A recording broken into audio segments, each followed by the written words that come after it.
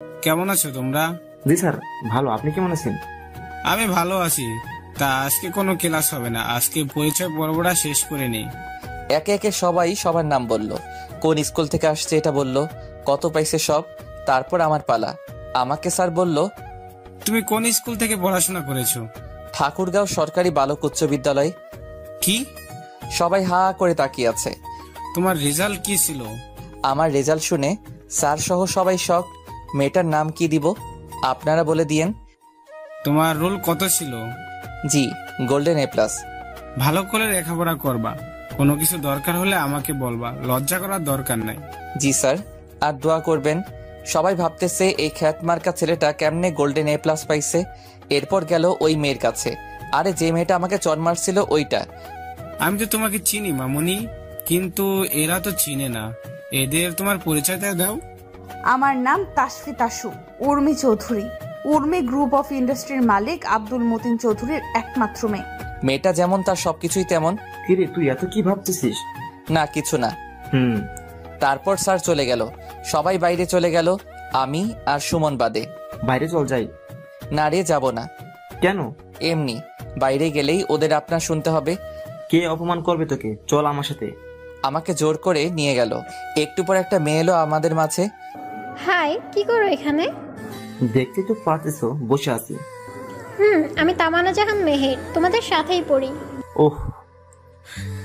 তা আপনাদের পরিচয় আমি জানি? সুমন জানলে ভালো। তা এই চকলেট বয়? জি, আমাকে বলতেছেন? তোমাকেই। জি বলুন। তোমার বাসা কোথায়? গ্রামে। আমাকে তোমাদের গ্রামে নিয়ে যাবা? না। সুমনের মোবাইলে তখন একটা কল আসলো। হ্যালো বাবু, কোথায় তুমি? মাঠে আসো। কেন নিয়ে যাবা না? আপনারা ধনী মানুষ, তাই নিয়ে যাব না। আমি কখন বললাম আমি ধনী আর তুমি গরিব? এই তোরা কথা বল, আমি আমার জিএফ এর সাথে দেখা করে আসি। আচ্ছা যা। তা আমরা কি ফ্রেন্ডস হতে পারি? না। কেন? ওই যে আপনারা ধনী মানুষ তাই। ধুর, এত বুঝো কেন তুমি? ঠিকই বলছি। ওইটাই হলো এদেশের আইন। অমনি সুমন এলো, সাথে একটা মেয়ে। আমি বুঝতে পারলাম মেয়েটাকে। এটা হলো আমার জিএফ জুনাইরা। আর জুনাইরা, এটা আমার বন্ধু মুস্তাহির আহমেদ। ও আচ্ছা।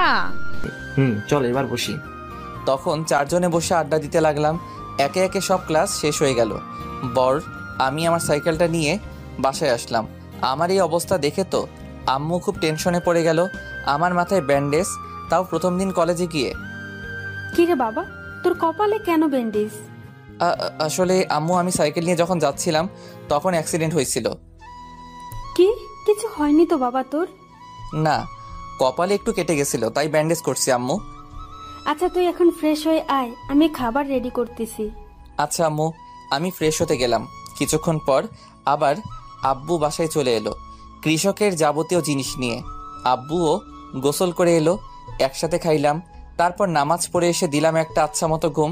তারপরের দিন আমি গেলাম কলেজে, কিন্তু আমার আজকে খুব তাড়াতাড়ি হয়ে গেছে, তাই একটা গাছের নিচে বসে আছি। তখন একটা প্রাইভেট কার ঢুকলো।